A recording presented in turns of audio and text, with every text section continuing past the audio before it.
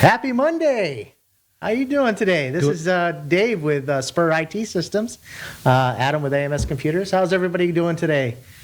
Doing good? I'm doing great, man. Thanks for inviting me on. Yeah, it's great to have you. What'd you do this week? And you do anything interesting? Yeah, all kinds of interesting stuff. We ended up making some crab legs at home. It was actually a blur. I was telling another friend this morning what we did over the weekend, and I need another cup of coffee before I can remember what we did. But yeah, I know we spent 2 hours at Sam's Club yesterday. Not too excited about that, but we got it done. We're heading out to a conference this week, so That's going to be fun, huh? Oh yeah. It's a homeschool convention. We go every year. Kids love it. It's awesome. Do you do anything that involve technology this week? This week, well, I'd love to do an ad hoc breakout session at the convention about digital safety. Okay, all right. Basically we have removed my kid's ability to use his Oculus. Well, that's always fun, right? I'm telling my kids, and I want to tell everyone that the people on the internet do not care about your kids, and you have to be proactive and take care of making sure that they're safe. And there are tools for that, but it requires work, and it's even a lot of work for a technical guy like me. So it's really funny now that you're talking about that. This weekend, I first off, I didn't tech for a majority of the weekend. Nice. I kind of tried to lay low, work on yard stuff. Yeah. Spent a lot of time at Home Depot and Lowe's. Bought a super big toolbox. Nice. She finally let you? Well, yeah and no. Yes and no. I said it's gonna expire. The sale expires. It was a beautiful 52-inch wide toolbox, huge, and she's going to record me having to say a few choice words about it, so that way she can say, I'm going to keep it clean and all that stuff. But I needed a big toolbox anyways. I'm a mechanic also by trade, so I use my hands on a lot of stuff, everything myself. Yeah. So I need to have some place to put my stuff, and my kids can put it there for me. Yeah. But as far as technical stuff is concerned, yes. The problem is, especially if I have children in FLVS full time.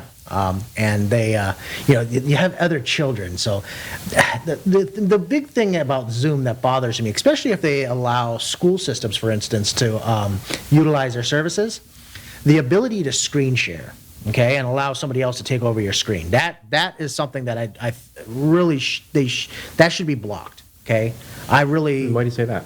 Well, the reason why, let's just put it this way: you have a lot of kids that are kind of smart.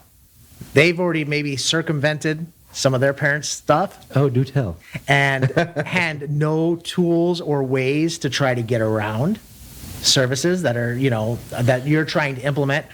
And so, some kids can be very technical, and this generation is very smart and up on stuff. Not saying that maybe our children are not all the way up there, but with the help of other people and instigation, how quickly people can absolutely, and kids like to utilize, hey, if Zoom's working, I can talk to basically whoever I want, have breakout rooms, things like that. Okay, so you're saying that the strategy is the kid's going to use Zoom to talk to whoever. What about controlling their computer and they have that's a given. You say they, I think I know who you're talking about. I know exactly who I'm talking about.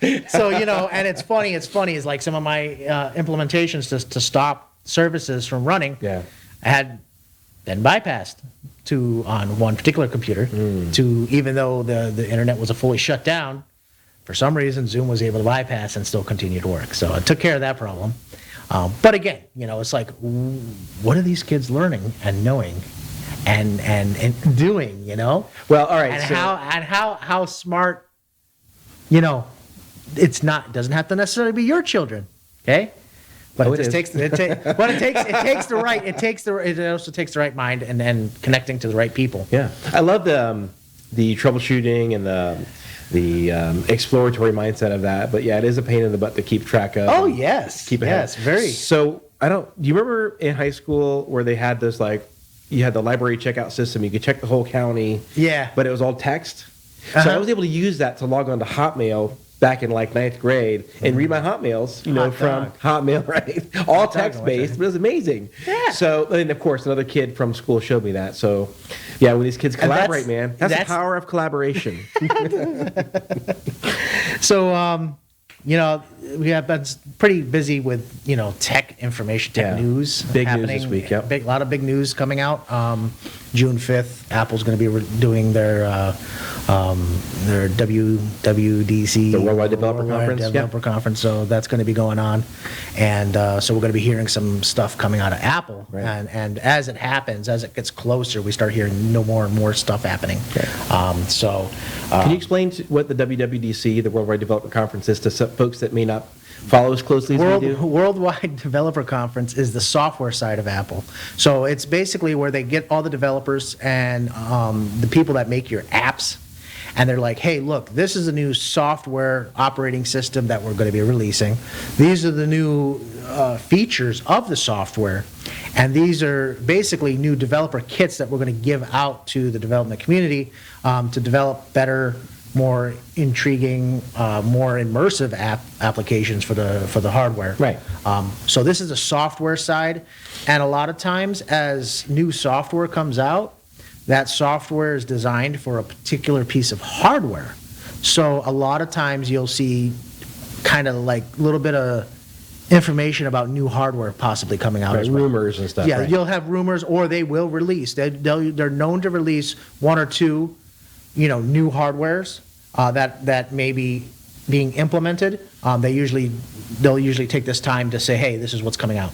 And then everybody's like, wow. Right, like when Steve Jobs used to say, and here's one more thing, here's the new iPhone or whatever. It's funny. Right. It's funny. I think the software side is a little bit better at times because you already know what the software is going to do. So you're kind of like, the hardware's cool and stuff at that point, but you already know that, hey, look, these are things that you're going to be able to do with that hardware. Without the software, you can have the best hardware and it's not going to do anything. You know what I mean? You might not. Yeah, especially if app developers are not developing for that. What do you mean they're not developing for the Apple belt? Or better Apple Watch integration, things like that. So yeah, cool. So we're going to touch base a little bit about some stuff with Starlink that's been happening. Been hearing some news about Starlink. Right now, AT&T has stressed to like law firms, courts, basically saying that there's T-Mobile's trying to buy in and lease some of Starlink's. Their capacity? Their capacity. Okay. Because they're going to use their internet service as, cellular to satellite type services. Basically T-Mobile and a lot of these companies, it's voice over IP anyways on their phone systems. So they want to ride on Starlink. They're going to ride on Starlink signals to allow text messaging, multimedia services messaging, and most likely 5G voice over IP type phone services, which would give people in rural areas better coverage. So just imagine, you can't put up a cellular tower, but you put up a, kind of like a big Wi-Fi hotspot that connects to the satellite. Right. Pop a cell tower onto it. There's your backbone for the services. Now, you can put it anywhere. Right. So you set up a Starlink-enabled hotspot. It pulls down. You can create your own network. Own cellular little tower, and then boom, you're done. I'm looking for when those Starlink radios are going to start getting integrated into the phones directly, because that's going to be cool. But the problem is AT&T saying no, we don't want you to do that. We don't want you to spread out a 5G signal using that service because it could interfere with our service. Right. They're concerned about that doesn't make sense because at the same time, Starlink is still Starlink. It's just the internet backbone for the cellular tower that is already running on the same bandwidth that it always has been. Right. So that doesn't make sense. But recently, just before, AT&T said, hey, we're going to battle this out with, the merger between T-Mobile and Starlink using those services, Starlink had just shut down Dish Network's idea of using a particular bandwidth for providing faster internet services through their satellites. Problem is, they wanted to use a bandwidth that Starlink already works with, and Starlink's basically Elon Musk and them, and they're like, hey, look, if they turn that on, you're going to cut service to about 75% of our user base. And a judge sided with them and said, no, the Dish Network's plans on utilizing 5G and that particular bandwidth. The band that's okay. Right. Now, just think about it this way, okay? If I'm not mistaken, Dish is owned by AT&T, if I'm not mistaken. I think they're like, they're partnered up. I think they did buy it.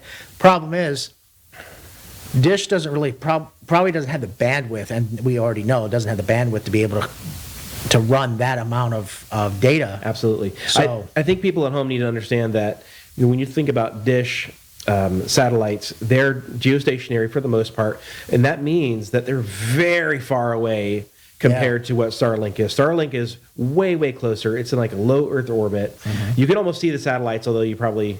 if you look on apps on your phone, like Sky Map, you can see them. But the speeds of Starlink are way faster. The latency, which is the time it takes the data to get from you to your destination and back again, is way faster on Starlink. So I could see how Dish really isn't even in the same space, but they want to use the same frequencies, which could knock down a lot of what Starlink is doing. Right. So they can interfere. So think of it this way. So they shot down Dish, right, and won that argument. Right. So AT&T says, well, you can't use the cell phone side of it because it's going to interfere. But the problem is there is not going to be any interference because, T-Mobile already has a 5G range that they currently use. They're not like turning on a new bandwidth and saying, hey, look, I need to ride on this.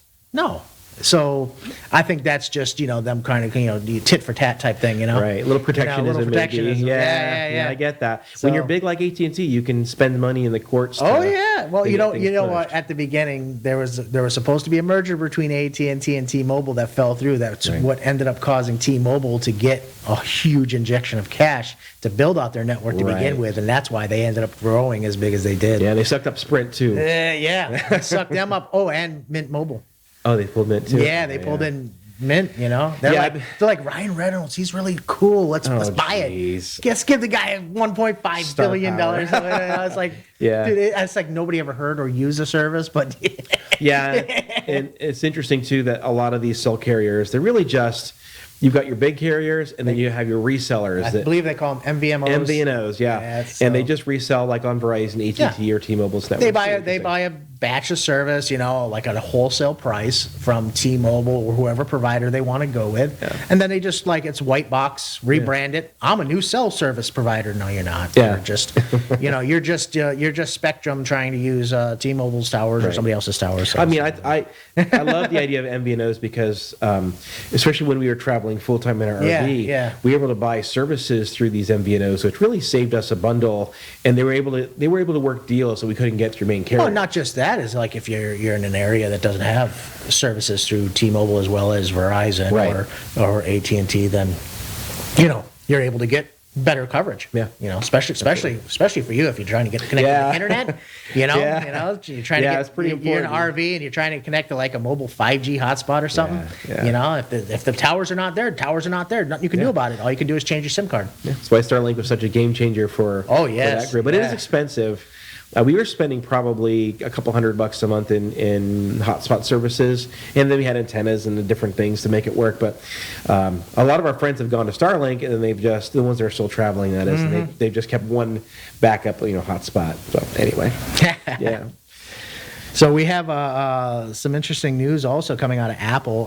There's going to be some information in regards to iOS 17. Yeah. Obviously, on June 5th, they'll be talking about this. But we do have some information about some new features that are possibly coming out. And, I think the biggest thing is it's not as big of an update as people would have hoped for. I believe they're going to do a lot of changes on the underlying operating system to probably improve a lot of performance. There's not like any major announcements coming out of it. So it's nothing earth shattering like a nothing earth shattering. belt. Yeah, the iBelt. I think there's going to be some visual changes. Yeah. A lot of visual changes, especially in the control panels, control center. And I believe they said that also the design changes were going to be in your Apple Wallet, probably making it a little easier to utilize Apple Wallet. It's already pretty easy. I mean, what are they going to do, you know? Well, you know, it is and it isn't. So when you using NFC technology that Apple Wallet does use, I frequent Hilton hotels. You know, nothing like going to your door to open your door, and your wallet pops up. Okay. It's like, look. Okay. So it's you're trying to have your room key. You hit the button to open your room key. But as it's coming up, your wallet tries to, whoa, hey, you want to pay this? You're like, no, we're not paying to get into our room. We're not paying anybody else, So that, I think that's a security risk. When you think about it, what if somebody's near you or put something near your eyes, how quickly and easy, that's your field. Just imagine, somebody could put something on the other side of that door, near that door, to pick up that frequency. And it's like, oh, we got a card number. Well, what I noticed is, at least the way mine behaves, is so I double tap the side button, and then I get a Face ID prompt, and then it throws up my wallet. So it doesn't really trip unless I specifically double tap. Well, when you're in like the Hilton app and it comes up and you're near your door. So you use the Hilton app to open your door. Yeah. So okay. So they got some integration there, and there might be some integration issues that are just not coming around proper and stuff like that. So and then periodically it'll throw my wallet up, just to and I'm like looking at it like, what are you doing? Speaking of wallets, I have a Ridge wallet. Where's your wallet? My Ridge wallet's over there, but it's I really love it because it blocks RFIDs. I tried it too just to make sure. It's pretty awesome.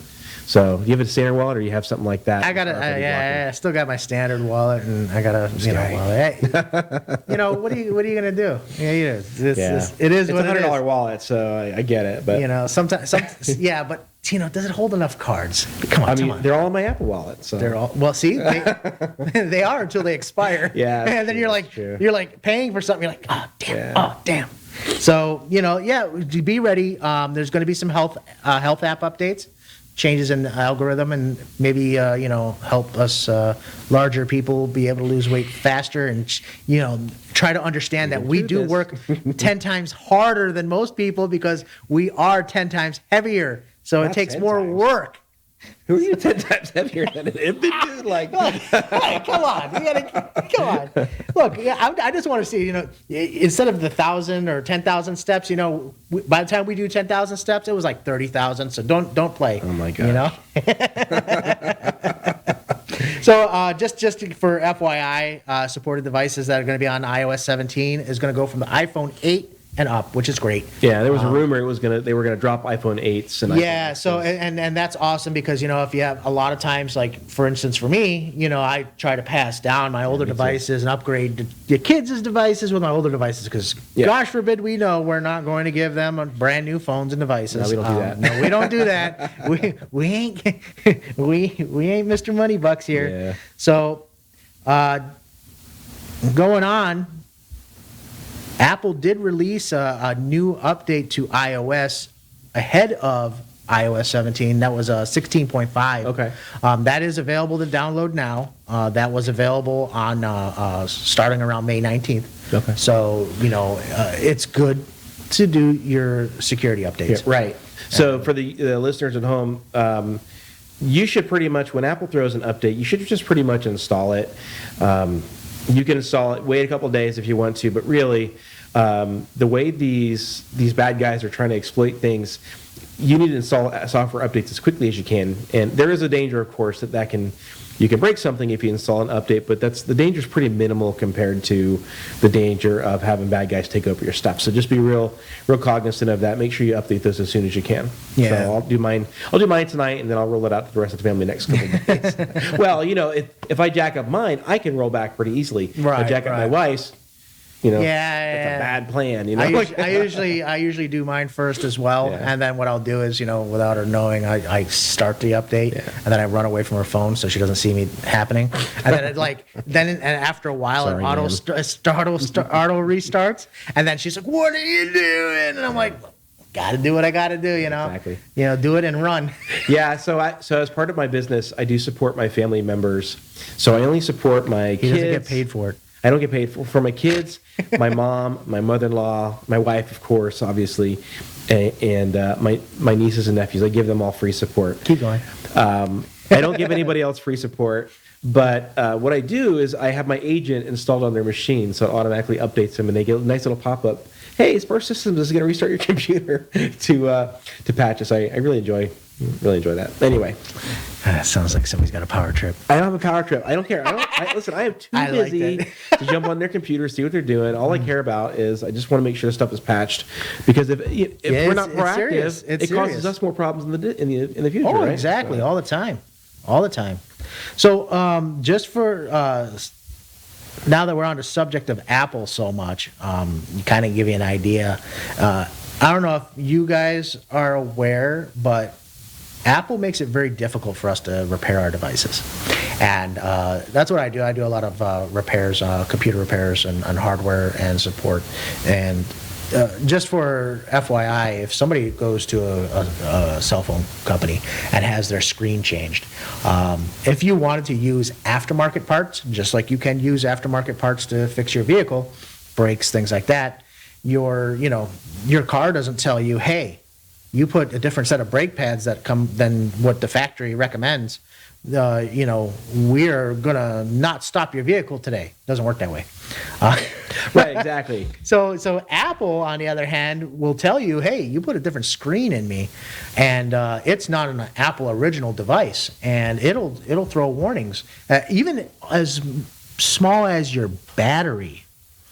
If you change the battery with a non-Apple battery, it will say, hey, this is not an Apple genuine battery. Just to throw some confusion in there, to people not understanding, that your device is working just the same. Right. As a matter of fact, recently I did watch a video of a gentleman that had changed a screen, okay, in an Apple iPad Pro, changed the screen. And notice that when the Apple Pencil was drawing on the screen, it was jaggedy, not as crisp as it was the original screen. So then he took a screen from a donor device, which is a genuine Apple device, okay, and took that screen and put it into the machine that needed a new screen, drew the line again, and again it was jaggedy. Come to find out, what Apple's doing on some of these devices now is not only are they taking the screen and putting it, adding the screen, but they're serializing the screen, which means they're giving it a serial number. And in the hardware of the main board of the machine, they're saying that this serial number screen goes with this particular logic board, which means that it'll only work properly when programmed with that particular screen.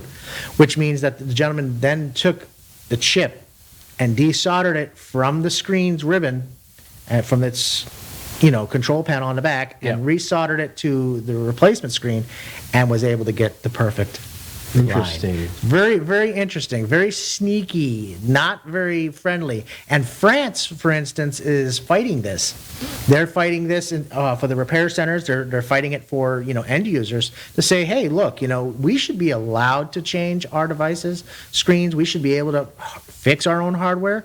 I mean, Apple does make it that you can now take apart your own devices and change the parts, and even buy the parts directly from Apple, right, if you like. Problem being is, why should you only have to use genuine Apple parts when there's the ability to have, a third party, especially on things that break a lot, your battery, your screen. Those things I understand. Yeah. But come on, you're trying to own the market. I know they're a hardware company. That's great, but if your hardware wasn't so expensive under replacement parts, people trust me, people are not going to keep their stuff for long. When that new Apple device is coming out, they're going to buy it. Right. I don't care what it is. Playing devil's advocate on that, I can understand why. And this reminds me of a quote my friend Noah told me years ago.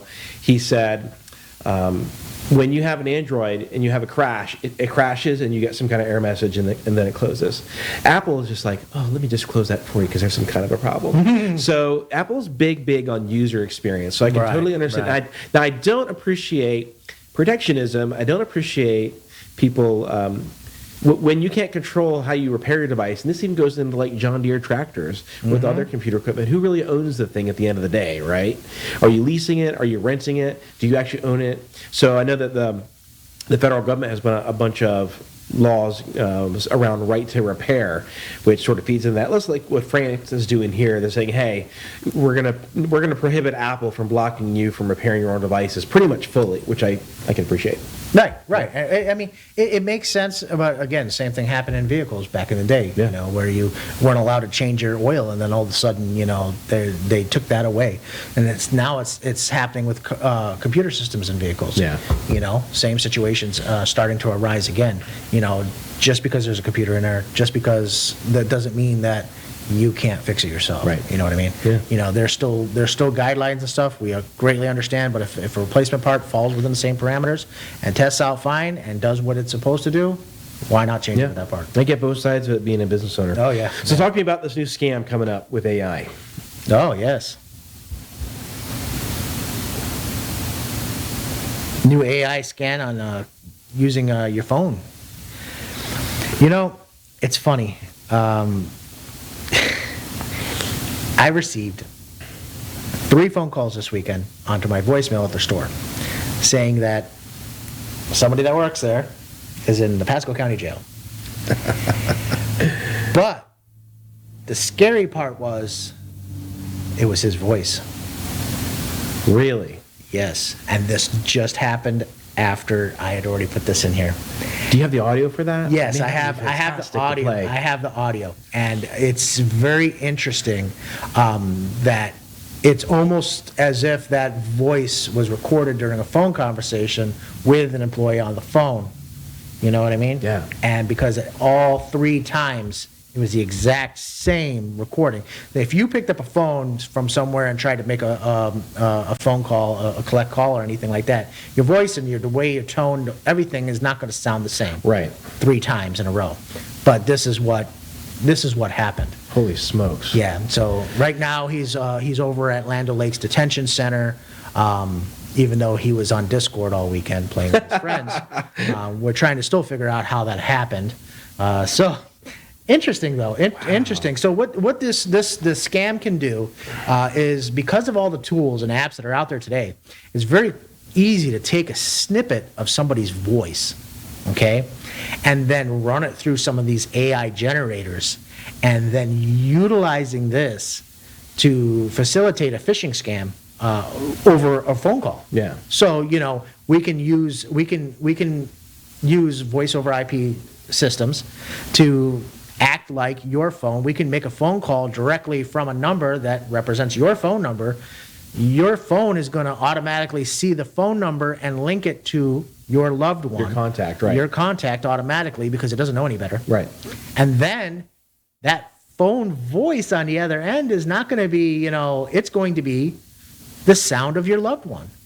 That's scary, because that is like the ultimate, what do you do? Because if they say, hey, I've been arrested, or hey, I'm in another country, something happened, they were traveling. So with the onset of social media, people always say, hey, look, I'm out of country, I'm doing this. Very easy for somebody to find this information out. So be very careful. This is what's happening. The growth of artificial intelligence, and these. I don't really call it artificial intelligence. There's really nothing intelligent about the fact it's that, narrow. It's very, very narrow. So let's talk about how we can avoid some of those scams, right? So my first instinct is I recoil in terror, to be honest, because but with all scams and everything that's shocking, a couple things to remember. The first is the government is generally not going to call you and tell you to do something. Now, your loved one, if they're truly in jail, they're not going to call you from their cell phone either. So you kind of got to be wary a little bit. Right. Also, you could try texting them and see what they say. Exactly. So, a lot of these scams, it's like if a person is pretending to be somebody else, you really, really want to make sure that you can verify that through another means. For instance, I recently have had a spate of and we'll talk about this maybe a little bit. Facebook friends who are getting their accounts cloned, and the cloned account is saying, "Hey, it's me. Can you help me back into my account?" But the way I've been able to get around those is, first of all, I haven't talked to you in like 2 years, so why are you messaging me? But I call the person and say, "Hey, man, are you good? Because I'm seeing this thing," and they're like, "No, my account's been owned." Well, yeah. Tell us about when they do ask that question. What is that number they're giving you to tell you to get back into their account? That multi-factor authentication code, recovery code. Whose is that for real? So when they ask you to give you a code to get back into their account, it's actually for your account. They're trying to take over your account. And that generally means, it may not, but it generally means that your password for your Facebook account or Instagram, whatever, has been compromised. So if you start getting these, you probably ought to think about, make sure you definitely have multi-factor authentication or two-step verification turned on. But make sure you have a long, strong, and unique password so that it makes it much harder for bad guys to get in there and take you over. Because once that Facebook account gets taken over, if you don't have a blue check mark, you're probably not getting it back. Yeah, and just because you have two-factor authentication turned on, that doesn't mean that you still give that person a code because you think you're safe. Correct. Never give codes to people who are asking you for them that you did not expect. Exactly. Now, if you call your phone carrier, call their number, and you're talking to them and they send you a code, that's okay. But if somebody out of the blue says, "Hey, send me this code," it's always a scam. It's never legitimate. Right. So. And just another FYI, if you do get a phone call like this and you really suspecting something or something just seems off, I would say that the best thing to do in a case like this is hang up the phone and turn around and call that person back. "Oh, I can't hear you. Let me call you back. I have bad service. Let me call you right back." Call it back, because when you call it back, the bad guy on the other side, he's not the one that's going to pick up the phone, because that phone number was being spoofed. It was being faked. It was being faked. Yes, he was calling from a different number but pretending to be that number. But when you call that number back, your loved one, you will be connected to your loved one. So as long as they're not locked up. As long as they're not locked up. Right. So go ahead and call the number back to verify. Right. That's the safest thing you can do. Absolutely. Do a check by another means, and that's not just personal stuff. Like when you talk about financial controls in business. Yes. If you get a message from one of your vendors saying, "Oh, send new bill information," or for a real estate closing, pick up the phone. Call the real 800 number that's on your contact. Call the number on the back of your credit card. Verify. Don't take it for truth. And harass them and get down to it. I had the bank call. A salesperson just checking up. I didn't trust them. Why they call from this number? I always research the number. It doesn't even have any listings. Pull it up. I call the number up. Who's calling me? They're like, "What are you doing?" I was like, "Does anybody want to talk to me?" "Oh yeah. They're just a courtesy call." "Well, make sure you call from a number that's legit. Then. Yeah, exactly. Don't courtesy call me from something I can't Google. So yes. So that AI scam actually leads me into that dovetails nicely. Do you want to talk about the AI song, or do you want to talk about the? No, you can first? Go ahead. Okay. Go ahead. Are you able to play that audio or from that AI song? Oh, we're not. Yeah. No, we're not able to play that. Okay. No. So I suppose there'll be a link in the show notes to that. So there was about a month ago, there was a fake Drake and Weeknd song that came out. It's really, really cool. It's intriguing. And if you listen to it, it's actually extremely catchy. So what happens is AI is powerful, obviously. This is narrow AI. This is not like general intelligence. This is like you train a computer to do a thing and it can do a thing. Right. So this guy created this song, and it's got Drake, and who I don't normally listen to, and The Weeknd, who I also don't normally listen to. But the song is super catchy. It was on some reels and some TikTok videos, so it was really cool. So I went and looked it up, and I found out that it was AI generated. And the way it was done, probably it could have been totally made in AI. I find that highly unlikely. What's probably happened is the dude recorded the beat, he wrote the lyrics, he sang the lyrics, and then he ran his voice with the same kind of filter Adam was talking about that changed the voices to make them sound like the artist. Because all you really have to do is take the whole body of somebody's work, audio work and sample it and put it into one of these systems, and it can learn kind of what they're going to do with their voice, and then you can take your voice and change it to theirs, and it's pretty awesome stuff. Yeah, so it is. It's just that, that's all it is. It's just like, it's like if somebody was really good at being, doing audio work, okay, and they knew how to manipulate software to do it. That's exactly what AI is doing. Yeah, they're just really good at what they're doing. Yeah, and it's not like, they can blend the beats, they can blend the voices and things like that.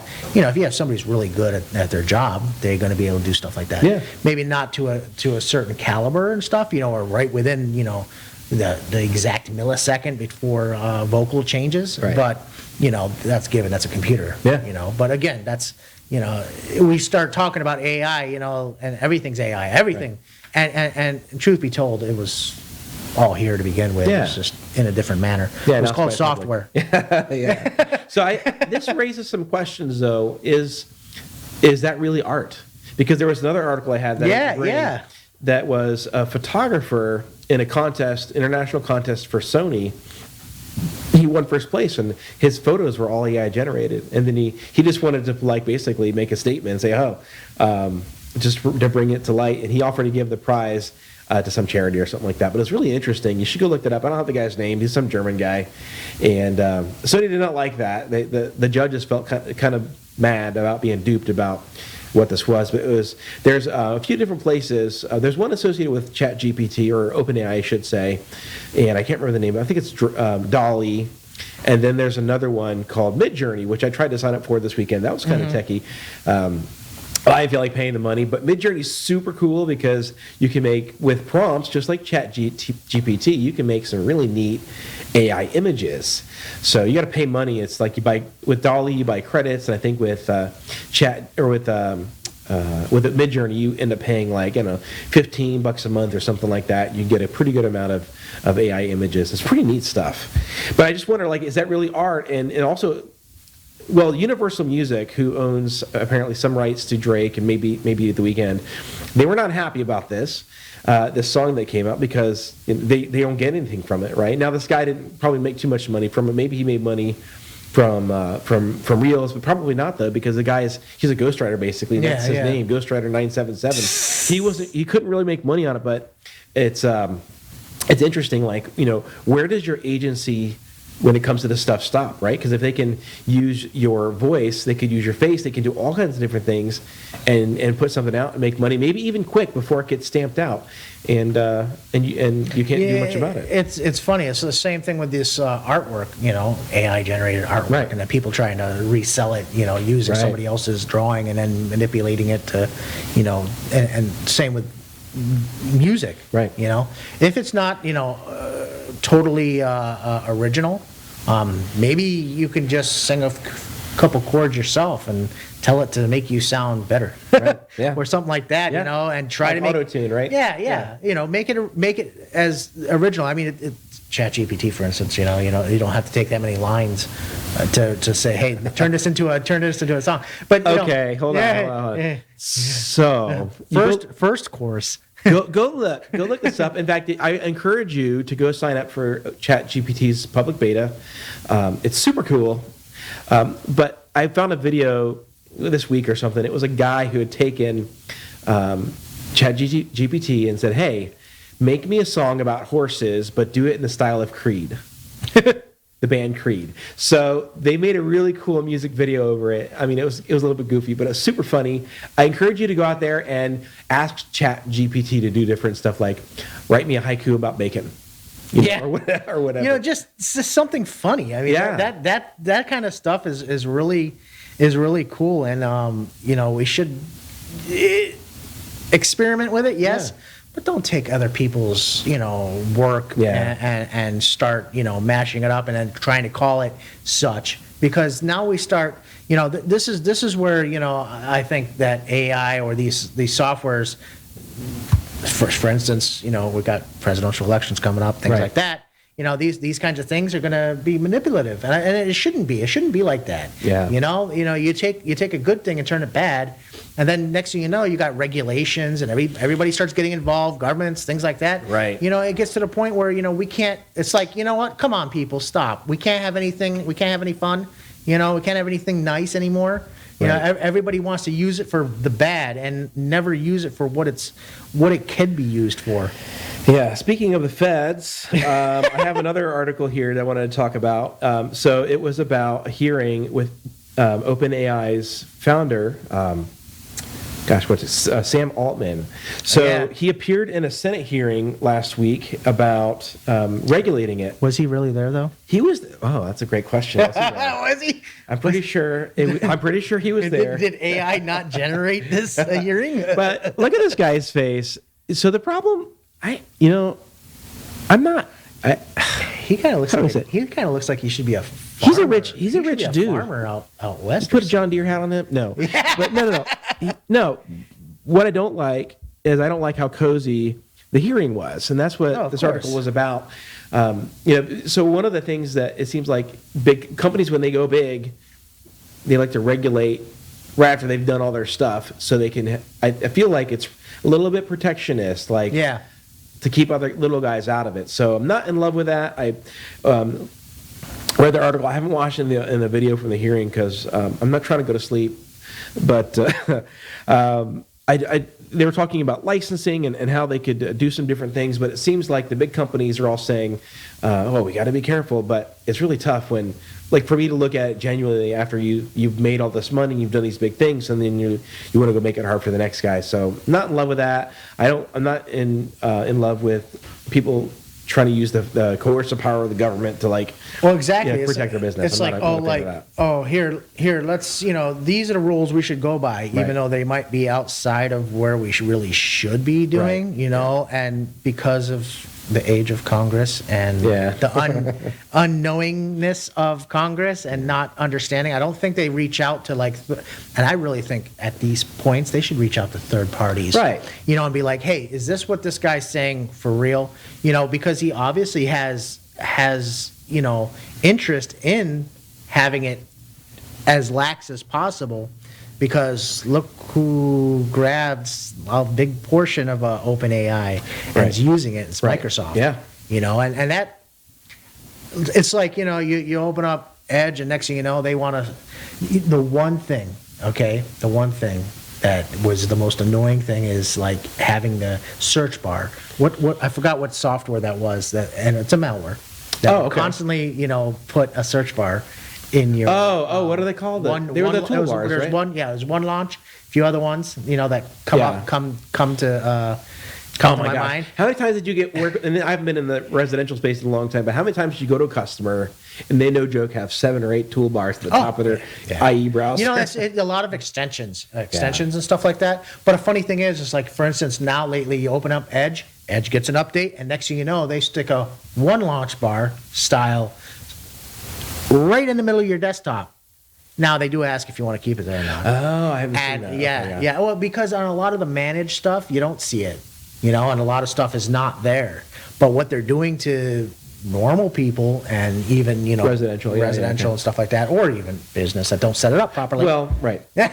Well, I mean, is that I haven't seen that in Pro yet. So is that? It's not the fact of are you seeing it in Pro, or are you seeing it? Are all yours on a managed, domain and stuff? So it's Now I'm sorry, guys, we're getting out. Sorry. Oh yeah, we're starting to talk geek. Where's my buzzer? And everybody's like, wait, lost what? Him. Blazed over.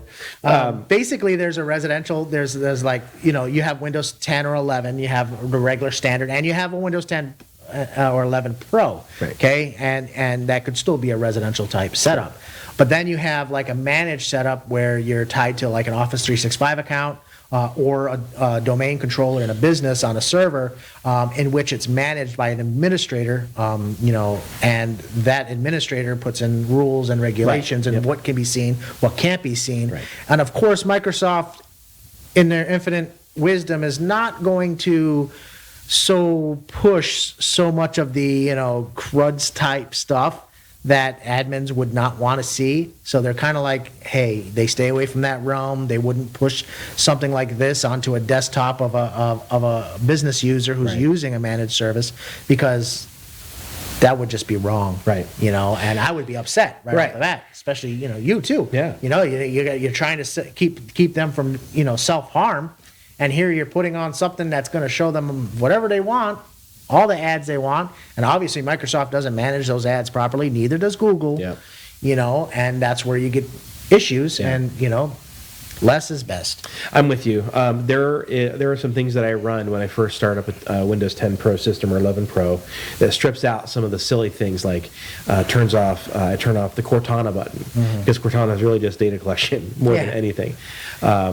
So I turn off news and interests, which every time you hover over the bottom right in Windows, it pops up this gigantic screen, and it's cool because it does show you like the weather where you are and stock tickers. Yeah. But I turn that off because I find that myself, and especially my users, when they go over there, it's just this huge thing. Yeah. We're trying to troubleshoot something, it really gets in the way. And then I also turn off search highlights, which puts a little picture in that white search bar in the bottom left in Windows. I turn that off too because generally it's just clutter. Yeah. So. And not for nothing, at the end of the day, everything that you just did really is irrelevant. It's user level. It's irrelevant because at the end of the day, who owns the software? Yeah, Microsoft's going to push Microsoft, it back, and they can do whatever they want, and they can change everything, and it's for us to kind of learn and change it back. Yeah, it's always a stressful a cat and mouse game where they're always they're always kind of like one step ahead. And that's the same thing with everything. Yeah. All software companies. Look at like, for instance, Edge sending out URLs you visit to Bing. Okay, folks, you got to pay attention to this one.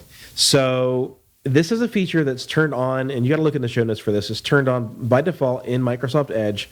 Basically, it's sending every URL you visit to Bing's AI or API, which is just like it's how they do their ads and a bunch of different things. So Microsoft's aware of the issue. They said they're going to take appropriate actions, whatever that means. So you need to take appropriate actions, which is to go into the show notes, click on this link, and it tells you how to shut that off because it's on by default. Yeah, we can go ahead and put that link up on in the show notes, right? Yeah, or on the link. Yeah, okay. Site. Yeah, so it's really easy to do, but you just got to turn that off. I actually don't use Edge. I don't like Chrome either, but whatever. I don't like. Listen, I don't like any browser. Well, no, actually, I use Brave browser. I use text. No, I use Brave browser, and I really like it. It's not perfect. Every browser's got a little bit of some kind of data collection, but Brave, in my opinion, it's built on the same stuff that Edge and Chrome are built on, Chromium. In my opinion, it's a lot more privacy friendly, and it's built like Chrome, so Chrome extensions and all those things work in it, so it's pretty cool. But I'm not in love with any of them because of that. They don't do a super great job on the security. At the end of the day, once investors get involved, it all goes to crap anyway. Yeah. So that's kind of interesting. So basically, if you're out there visiting a website that normally wouldn't have been indexed by Bing, are we saying that Edge is deciding to then index it because you've sent it to Bing now? I don't. Or how? What are they doing with that? Yeah, what are they doing with that? Because look exactly. Worse. Are they storing this under a particular user? Like if you're signed in to? Is it identifiable? Is it identifiable by? Only they know that. Yeah, and these are things that you got to worry about. Yeah. I mean, not saying that everybody's going to the bad websites or anything like that, but for all purposes, you don't want to know, you don't want somebody knowing that you're constantly going on checking your banking, checking out your stock information and all this stuff. It's a general cyber hygiene issue where really, you want to limit the data collection that companies are doing on you. Just generally, it's overall, it's better for your life if you let as little information out to big tech as possible. Now the problem is if you use Facebook, if you use Instagram, use Apple devices, use Google devices, they're getting data. It's happening, but you just have to wherever possible, you want to do what you can to try to limit that because let's talk about the Equifax breach. Well, that's kind of funny because you're starting to talk about data collection. Yeah. And then you have a data breach of that data collection. Yeah.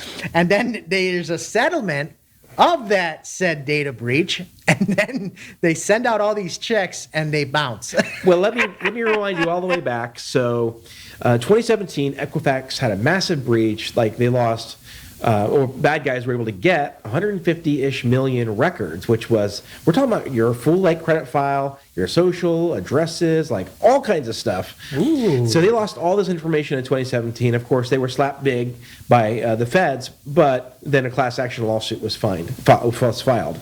And of course, these things take forever. That was 2017, so what is that? 5 years ago. Right. And my check finally hit my mailbox. And guys, you know how much that check was for? It's $500 million class action lawsuit.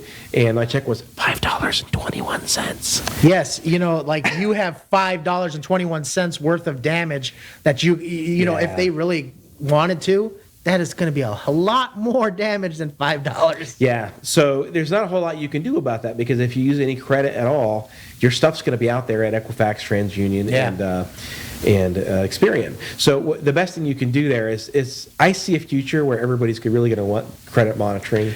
Do you want to know how frustrating something like this is?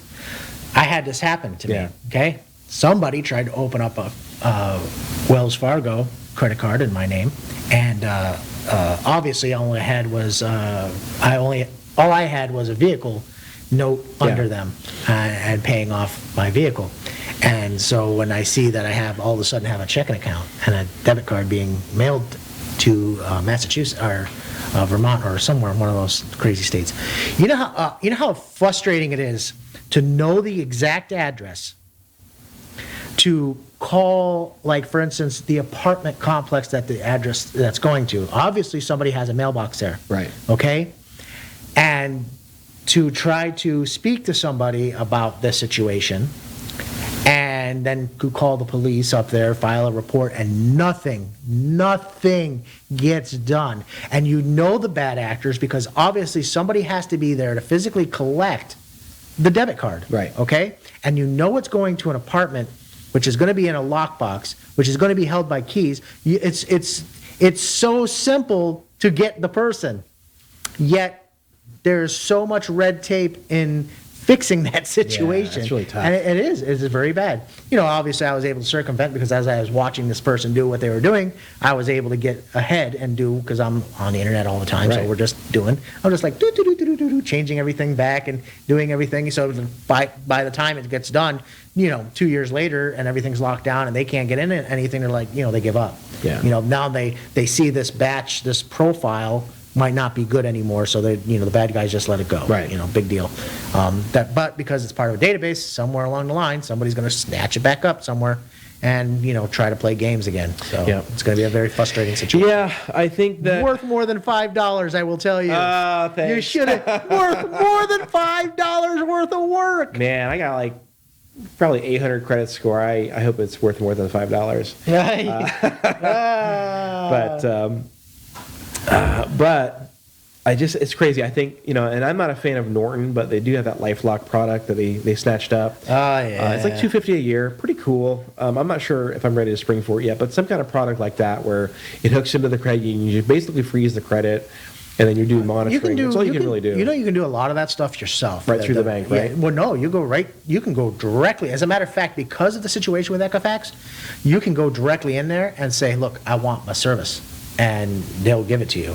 And they will lock down, and you can lock down all 3 credit bureaus. And even if you didn't want to pay for a service or anything like that, or somebody wasn't giving you the service for free, you can go to all 3 major credit bureaus and go in there and request a lock put on your credit profile, in which they have to physically call you if they run your credit. Right. You know what I mean? And that's great. That's pretty cool. Yeah. So that you don't, if you want, and what you can do is you can place the lock and then unlock the account when you're ready to go apply for a home or apply for a car loan or anything like that. Right. And then reapply the lock afterwards. So that way, nobody's out there just running your credit report and, trying to order a bunch of cell phone services from AT&T like they tried to do me too. And, those are the things that you can do. Yeah. Definitely look to those companies. If you feel like something's on, not on the up and up, and you just want to be extra secure, do it. It's no harm, no foul. It's not going to do anything to you. And some services allow you to do it within their company, and they'll do it across the board for you for a very nominal fee. Okay, that's good to know. Yeah.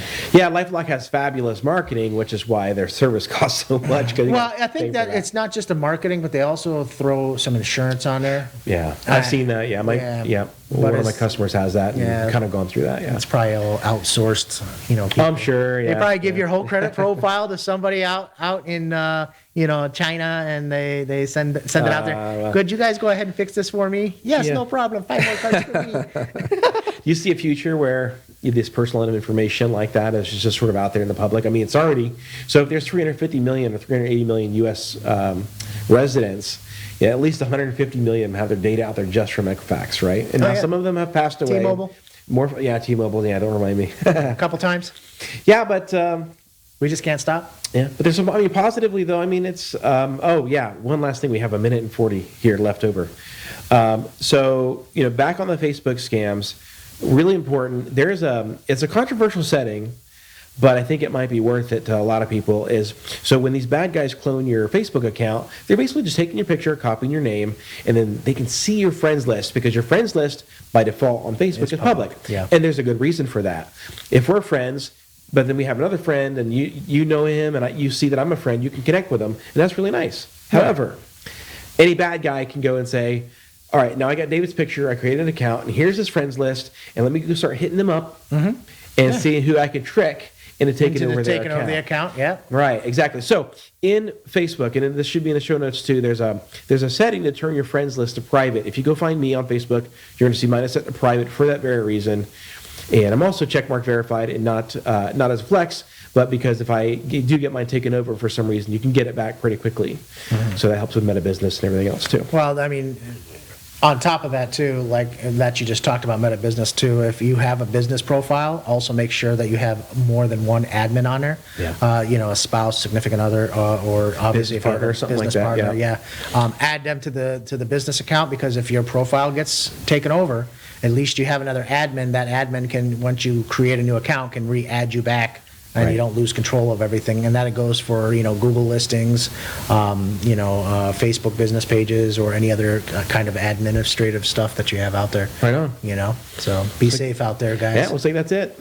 But looks like we got about 2 seconds. So this is Tech Shamans. If you have any questions, give us an email. Have a good day.